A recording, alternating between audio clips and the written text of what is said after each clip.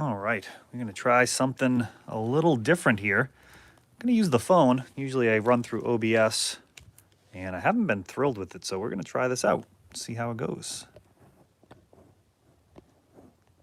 Anything could happen here. Well, this is...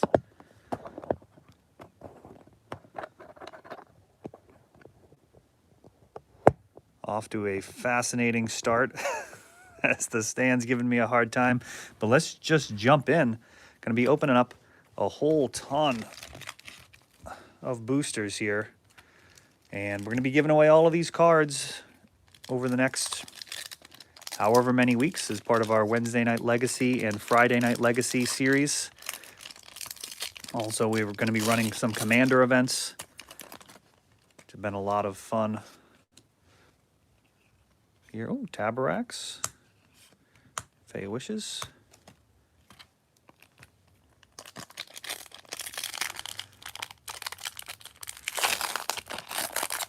So tomorrow, Commander Legends comes out. We do have it in stock. We have enough for, I believe, 15 pre-release kits. Ooh, Forsaken Monument's a spicy one. So we've got about 60 pre-release kits, something like that. 15 total booster boxes. Pre-release kits are going to look like 6 boosters, and you can actually pre-order that on our website or just stop by tomorrow afternoon. I was going to be open tonight at midnight, but I think there's some type of state advisory shutting down businesses from being open past a certain time, which... I'm not going to lie, gives me some anxiety not being open at midnight to go along with a nonsensical law. Not a fan. All for trying to do things as safely as possible, but that's got to be an arbitrary one. I understand the intention, but I don't really give any bonus points for good intentions. So we will not be doing a midnight pre-release, but tomorrow at noon. Oh, Stormwing Entity. Definitely sold a lot of that card in recent weeks. Not sure what people are playing it in. Typically people that are buying it in playsets, so not Commander. Oh, Torbrand. That guy's fallen quite a lot. He's been reprinted a ton, but I expect him to be back to like a $5 card when things settle down in a couple of years. He's quite solid. So we have a ton of packs to open here, and these are all going to be given away to our Legacy players and Commander players.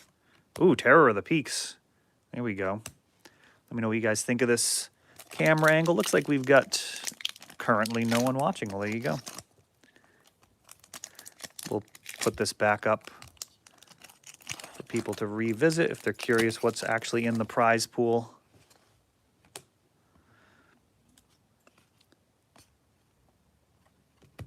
The serpent. Thought it was a Hydra. It's actually just a serpent.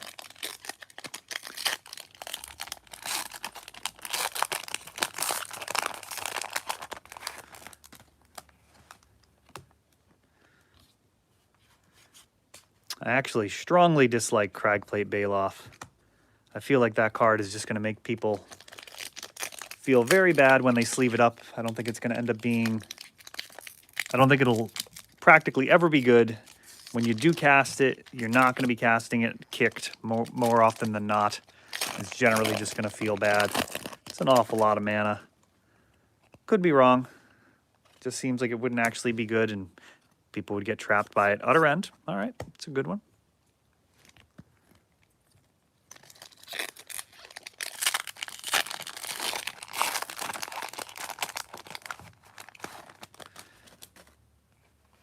So Commander Legends looks like it's going to be another Jumpstart-esque situation.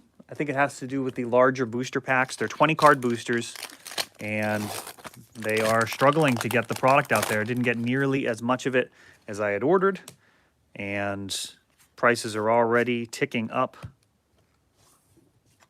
I'm expecting, I mean, I won't be surprised at all if they're $10 packs by Christmas. I really won't. I literally only have 15 boxes for the pre-release, which is not even enough to handle our regular volume. Ooh, foil Luris. That was big time for a short time in Legacy. Actually didn't play any games with that card legal in Legacy. It was just obvious to me that it was a huge mistake, and I was not interested in investing any effort into that metagame. That was just absolutely insane. Ooh, Nyx Bloom Ancient. That's a big one. Is that the biggest card we've hit so far? Might be.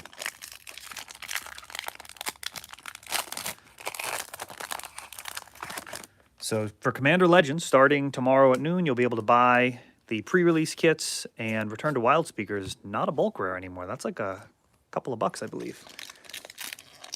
Thanks to Commander players. I mean, that is absolutely Commander demand flexing on a card that would have been a bulk rare not long ago, but... Ooh, Leyline Tyrant and Up Nixilis. That's a spicy one. All of the mana burn cards people seem to enjoy playing with, carrying over that mana from the original Omnath, Upwelling. There's a bunch of effects that do that.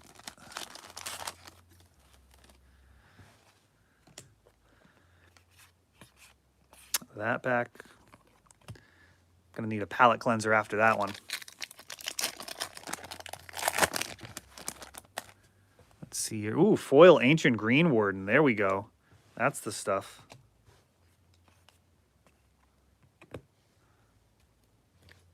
That is one of the better things you can get here. Had that in my pre-release pool. My pre-release pool was like straight money. Had that, Lotus Cobra, just like all, like no real whiffs. I think Nissa in there, which was a big deal. Opening weekend of Vivian. I love the Planeswalkers with the Planeswalker symbols.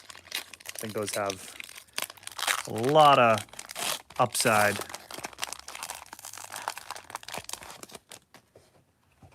Super Friends is kind of an eternal archetype at this point in Commander. So many people fall in love with the concept of playing with Planeswalkers, having a ton of friends at the table, help you out in your cause for Commander.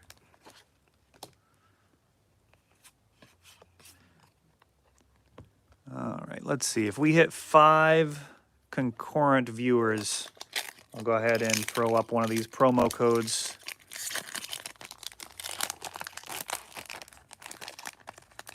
We're at 4 right now. Let me see how these work. 5 codes per account.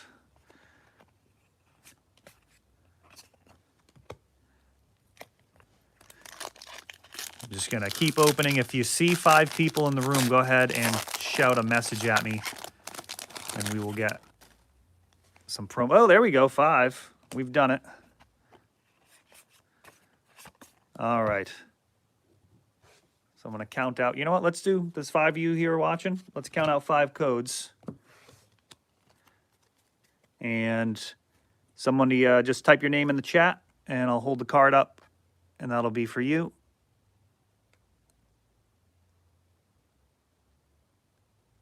I am not seeing messages, so I'm just going to flip these codes. Hey, there we go. Ben Salzberg. This one's for you, Ben.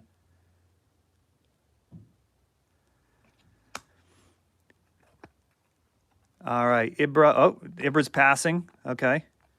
I'm going to show a code anyways, I guess. So this one's up for grabs. Anybody else that's in on it?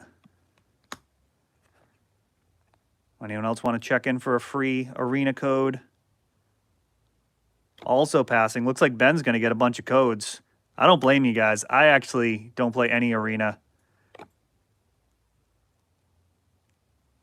I'm just going to show all 5. There we go. Ben, feel free to take all 5 if you want, or leave some extra. Just leave a comment and let people know whether or not they should try them, which one you've claimed. But yeah, I'm not a fan of Arena. Personally, I don't like not owning. Fabled Passage, beautiful. Not owning the cards is a deal breaker for me. It's core to what Magic is. Magic is a trading card game in my estimation of it. It's really what it, on a core level, being able to buy, sell, trade is totally necessary. Now, Wizards could, if they wanted, do something a little bit more like Magic Online and allow people to trade the cards. I would love that. Like if they turned it into some type of like cryptocurrency-based thing where you can actually earn in-game currency, which can be used to buy and sell cards. I mean, I would be on board in a heartbeat if they were actually scarce cards. Like they could do a blockchain setup, do print runs. I mean, that would be absolutely fascinating. But that is a little bit more complicated than they're looking at doing. It also would likely require the ability to take those assets to other platforms.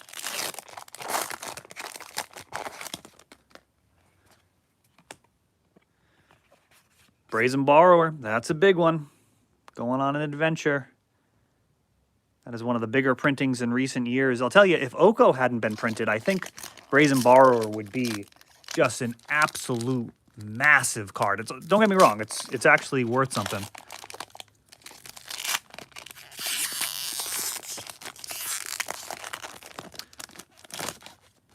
Ben, we're actually doing the Commander boxes for release weekend. We only have 15 total boxes, so that's like 60 players worth of stuff. It is possible, if we don't sell out, that we can let people pick up their boxes early as a pre-release. I mean, we are technically allowed to sell booster boxes on pre-release weekend, but they literally only sent me 15 boxes. So I do want people to be able to play. I know people have COVID bubbles with either roommates or people that they are limiting their exposure with. And of course, people will be able to play on Discord as well. Get some 4-player pods going. We've already tested out Commander and had some fun with that. No need for power levels adjustments in that context. Nethroi, Apex, nice mythic.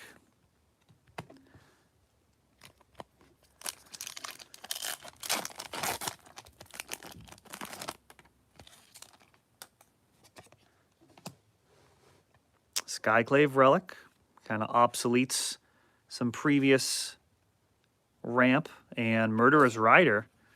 I don't know if Skyclave obsoletes it. It's definitely strictly better, but the nice thing about Commander is sometimes you run strictly worse cards just for redundancy's sake.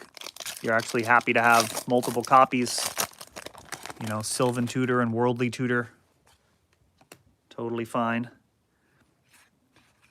Oh, Shalai.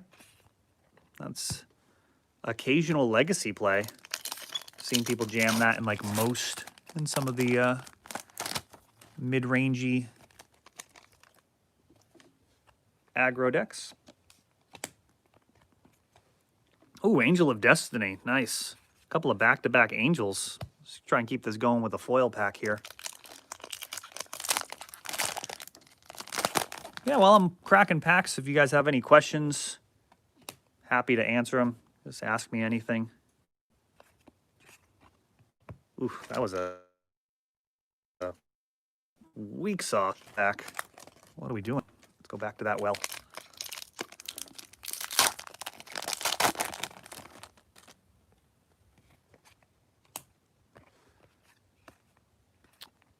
Man. All right, last foil pack here. Trying to hit something decent. These foil packs are usually fire. There's 2 weak ones in a row. Relic Robber, Blood Chief, Midnight Reaper. Yeah, no, those are nothing special. Let's get back to the regular packs. See if those treat us better. My favorite Legacy deck to date. Ooh, that's difficult to quantify. There's a lot of periods in Legacy that I really enjoyed playing. Dreadstill was a great period of time for me. Back with Counterbalance top. Won a lot of tournaments in that era. And could pretty much consistently put up good results no matter where I was playing, no matter who I was playing against. I would be very comfortable going to a GP or anything like that. with that deck. Ooh, another Nyxbloom Ancient. So the Dreadstill era was great. Original Threshold decks were really, really good back early on with, like, you know, Werebear and stuff before Tarmogoyf. Tarmogoyf really obsoleted a lot of cards. Like, anything that was just largely valued off of its stat lines, Goyf was just more efficient. So, you know, you had, like, kind of beefy creatures, things like Werebear, Boil Temple. Things like Werebear really fell right off the map. They were good because they were efficient, but they weren't as efficient as Goyf. So, I mean, he just became essentially unplayable. Really enjoy Storm, Eureka Tell, a lot of the combo decks. Cephalid Breakfast is definitely toward the top of the list. I really enjoyed a lot of decks when Sensei's Top was in the meta. So yeah, probably can't pick just one. I've played dozens and dozens of Legacy decks to tournament wins. And yeah, Cephalid Breakfast is up there. All right, we got any other questions? That was a good one, thank you. Forsaken Monument, nice.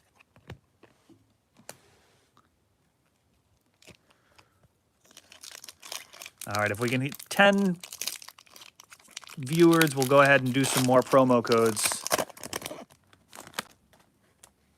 But you guys weren't super stoked about them. It's what I can offer through the camera. Oh, it did discourage someone to... We lost a viewer with that announcement.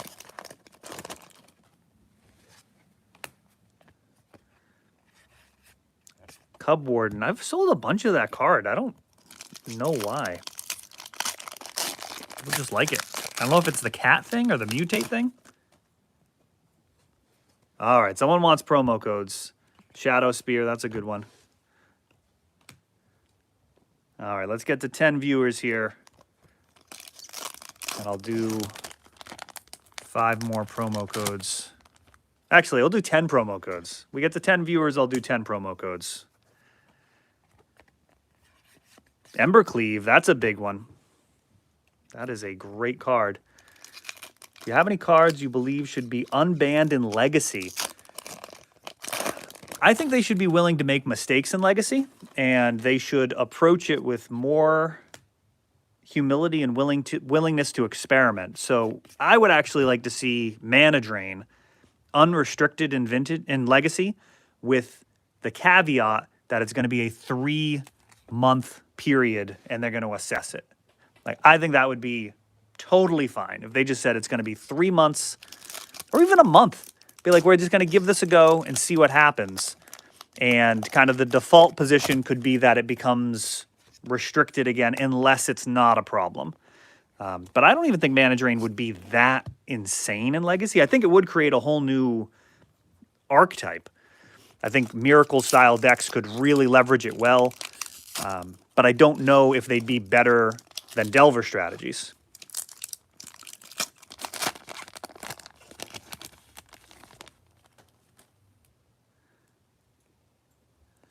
Yeah, I think Legacy is at a place now where we are able to take cards off the list.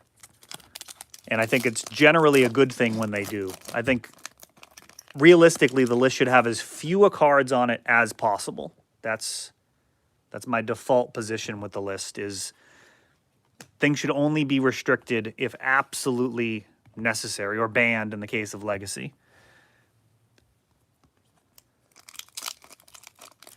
But yeah, I would say Mana Drain is probably the spiciest take in terms of things that could come off.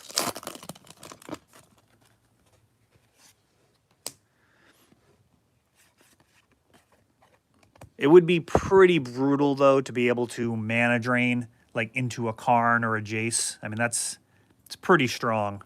And then have Drain open again. But on the other side of that, Drain doesn't stop decks the way that it used to. And you're looking at formats where you've got Aether Vial, Cavern of Souls.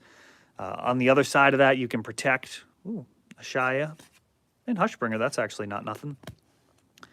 You have Daze, Spell Pierce, Flusterstorm, Force of Negation, Force of Will. Mana Drain, I think, is a powerful card, but I don't think it would ruin Legacy. And I think if they approached it, let's see, any specific cards you're looking forward to seeing in the format that you're brewing with from Commander Legends? You know, I think for Commander Legends, I'm probably the most excited for some Pauper cards. They did a ton of Monarch printings, which I don't know how that's going to translate, and I'm very interested to see how that shakes out. As far as Commander Legends cards for Legacy,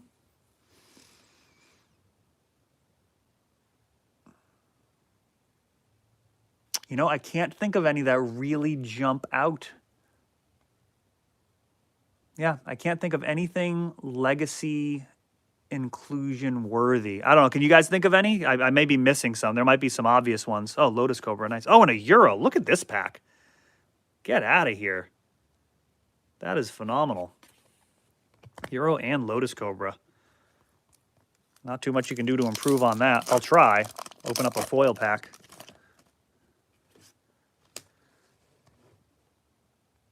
Hoorah. No.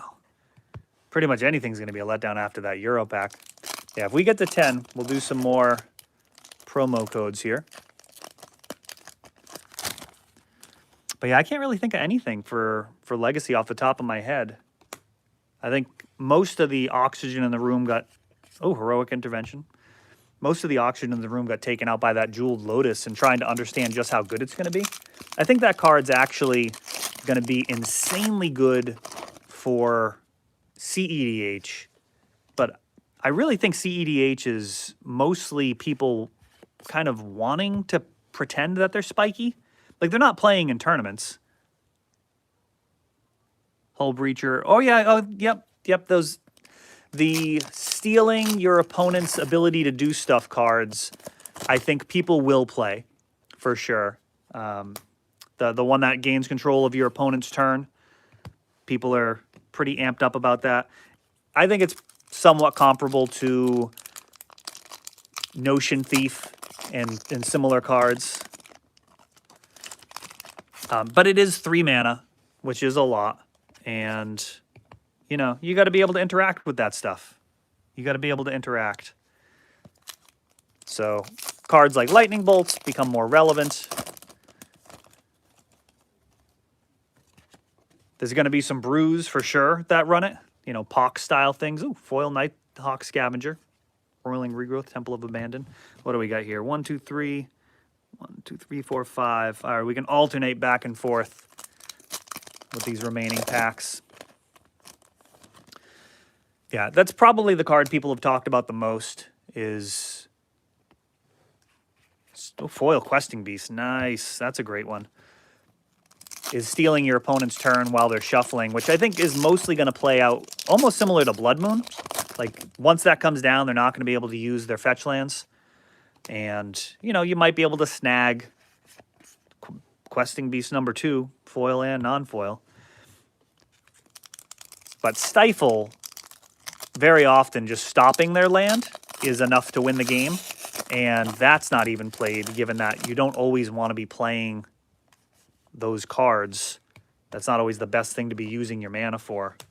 So it's not a given the card's going to be good. I do think that the Jeweled Lotus is going to be something that is insane and like actually good commander decks. And I think most of what people do in CEDH is actually not that good. So they're not going to be able to really abuse it. But it'll probably stratify into even more of a clear picture of what it means to be playing like actually good commander decks. Like, you should, in all likelihood, be very close to winning, if not winning on the first turn. You know, putting the game so far out of reach that it's just utterly ridiculous. Certainly in games where you draw Lotus and Vintage, it's a pretty huge advantage. All right, last 2 packs here. We'll do these and then we'll finish out with some promo codes for you guys.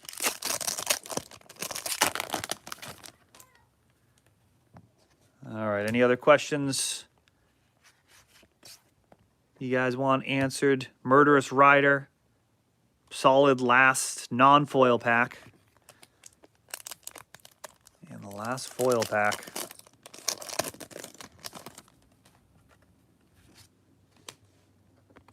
Foil Leyline Tyrant. That is a nice way to finish that out. That is going to get added in to our previous pile, which has been dwindling. If you guys saw the last video, we had a ton of cards that we've given away, and now we've got more. So cards to the players, and for you guys sticking around, we'll do another set of promo cards. If anybody is interested here, here we go. These last 5. Thanks for hanging out. I've got one more box like this.